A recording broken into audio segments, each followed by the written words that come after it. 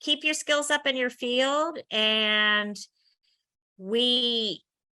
at any age, this is true. When we're in our 20s and we know we're building the skills, and we take on any learning opportunity. But then, again, life gets in the way, and we have families, we have, oh my gosh, we have to learn a new form of Excel. I just learned the last 3. Those things can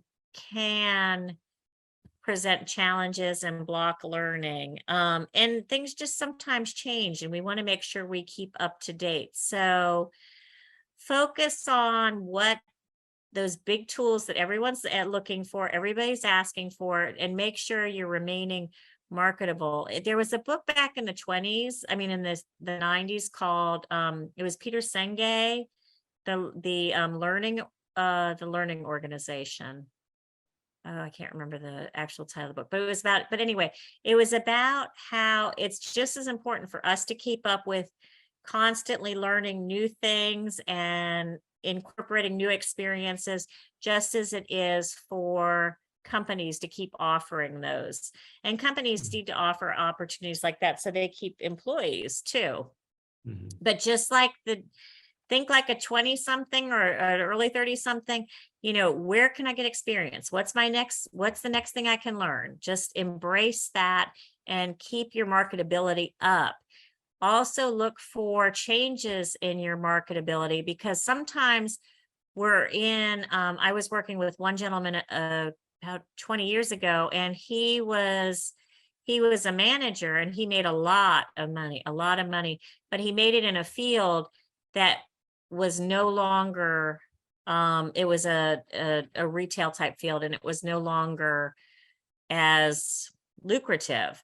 So he had the management skills, but he didn't have any other skills than other in this industry. So study the market and stay fluid. Be open to contracting and consulting. Craig, this may have been something, and even if the job's not what you want, this may be something. Look for those opportunities. You can also do it through volunteering. Anything that gives you experience is still experience. When I was doing my staffing company, I couldn't fill this one job because I couldn't find the skills. And I got this woman who sent her resume, no experience. And I thought, this is crazy. Why is she sending a resume? For some reason, I was desperate. I called and I said, why are you applying for this job when you don't have the experience? She goes, oh, I've created like 2 websites for my children's preschools and my church. And she was talking about it, and she said, but I wasn't paid for it, so I didn't think it counted. Like, it absolutely did. And we sent her over. They loved her. She was hired. So again, life experiences, even if they're not paid, can be huge selling factors. So again, it's really not about de-aging the resume.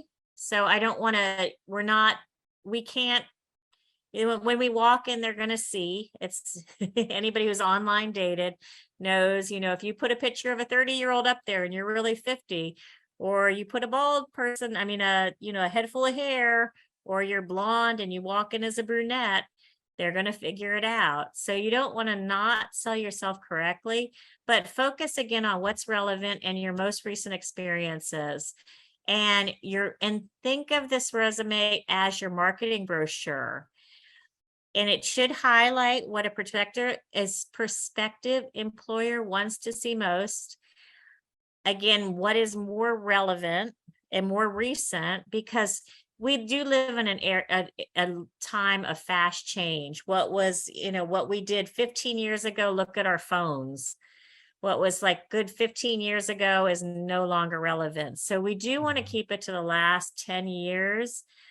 However, sometimes, again, using your cover letter, you may have to refer back to something else you did, and keep current with trends and technology in any fields that are evolving. We want to keep up. We don't want to get behind.